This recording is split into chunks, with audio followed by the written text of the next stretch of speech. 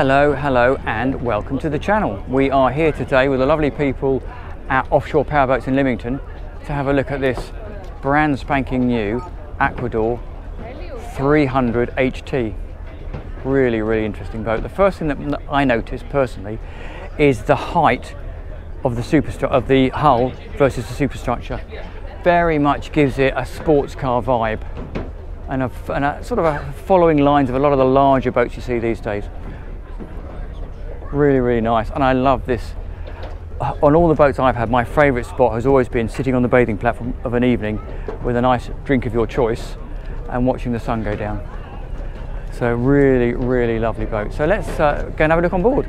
Start on the bathing platform. You can see there's a little drop down bathing ladder there, and I won't fold it down because we're at a boat show, but underneath here is a big storage locker for wet fenders and wet lines. And again, this seat, if you're not using it, folds back up into the superstructure, and then there is another locker over this side which I think, if I'm right, holds the aft or stern anchor. Okay, no it doesn't, it's just a lines locker, but I think you can have a stern anchor fitted in there if you wanted to. We'll head around the side decks first, just to mix it up a bit. Nice grab handles up here, and again you can see those glass panels which we'll look at when we get down below that just flood the accommodation with light. Solar panels and your beautifully looking stainless mounting point for your radar and your nav lights. Quick peek at the helm station and those two absolutely vast sliding sunroofs. On this version they're electric. Slightly wider side deck here, which is nice. Lovely big smoked wraparound windscreen and a vast sun pad on the foredeck, and that sort of teak effect, whatever it is, follows all the way forwards. That gives us access to the anchor locker, which, as you can see, pretty big, and you've got a little winch in there. And just out of interest, there's a side one that opens in here just to give you a bit more room. Nice that the anchor's hidden away. Makes it a bit tricky sometimes if you're single-handed to see where it's going, but nevertheless beautiful. The quality and the thickness of these stainless steel rails is really clever. Sorry, really clever, really neat. What I was going to say is clever is the way that they've offset the pulpit and the push pits, because it's quite a narrow deck, but by mounting it outside it just gives you a bit more room as you go around. You see here, look, you can see it mounted outboard, so normally it would sit here and come straight up, but they've given you a little bit more room. Again, lovely grab handle and nice pin lights down here, just so when you're walking around at night you've got better visibility. We'll go back down the other side. It says falling over his own feet.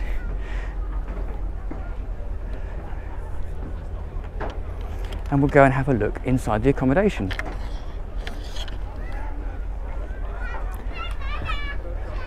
So we entered from we went up the side deck on the starboard side, but the only access is on the port side here. Again, a little sea gate here so you can keep everybody on board. And then in here is the power cabinet. So you've got your trips, fuses, bits and pieces in there, and your master volt charge controller up here. I'm just going to take a little walk forward so you can see that in reverse. So a lovely big open cockpit space with a vast sunroof at the front, and then there's glass panels in the hardtop overhang at the back. Big array of seating around here, and a beautiful folding high-low table, so you can fold that over.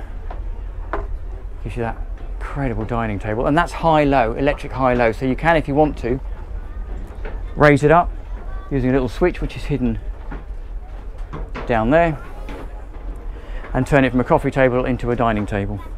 And then there's storage under all of those units down there, and this entire section here, so you can see the line running across here and across there, powers up and gives you access to the engine bay. Unfortunately, because we're at a boat show, it's jammed full of bits and pieces, but normally that would give you, or the engine would come in the format of a Volvo Penta, and it would be, on this particular variant, you get a Volvo Penta 320D4, and that's going to give you around 24 knots cruising speed and around 35 knots as a max speed.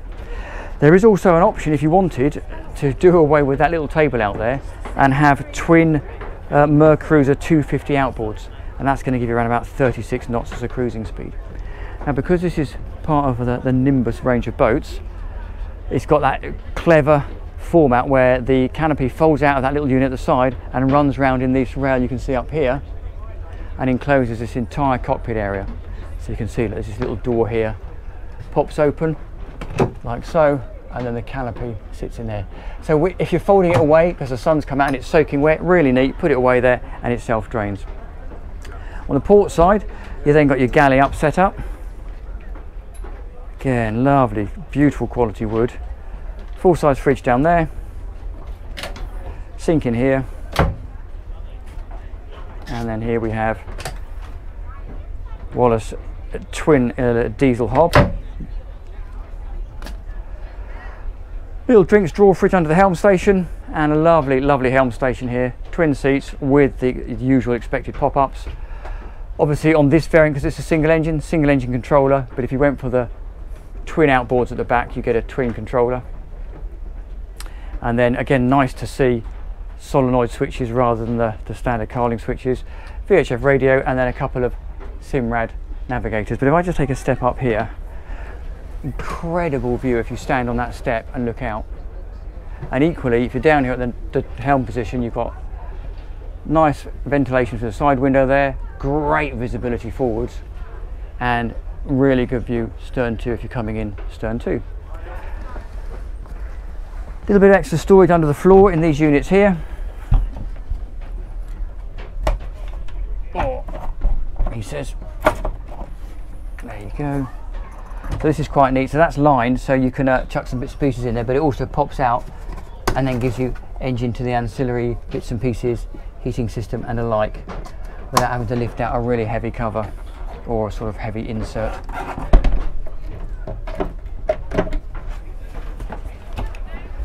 Another bit of storage under here, which we're going to have a look at for the sake of it, because we're here. Oh, there you go, a bit more access to the heating system and a little bit of storage, and the screen wash bottle in there as well. So a few steps forwards takes you into this cabin, forward cabin. So there is only one cabin on here, but it's quite cleverly split up. Big full width berth in there, and again it's got the sort of little overlay cushion there that lifts up and gives you access again to more beautifully lined storage. And you'll also notice there's a little sort of quarter berth, or child's berth, that slides in under there, but hull windows the whole way through, right the way through, round both sides. Big mirror, hull windows that side, and beautiful high gloss wood here. Escape hatch and ventilation hatch there under the sun cushions. And then first door we come to here is the heads. Again, beautifully finished, really stylish, very well moulded. Nice glass sink or basin, depending on which way you want to call it. Hull window there as well, and then storage in there. And then the second door here, we have our second cabin tucked underneath the helm station, really wide, decent double berth in there. Again, nice hull windows, illumination, and you can see the little black circle at the back there is the warm air heating system, and then wardrobe storage in there. So really neat that there's two berths effectively in this single cabin, and the fact they've got a solid door and not a sort of a fabric curtain really helps. It's a big double berth there, little quarter berth there, heads, cabin number 2, a bit more storage down the side here,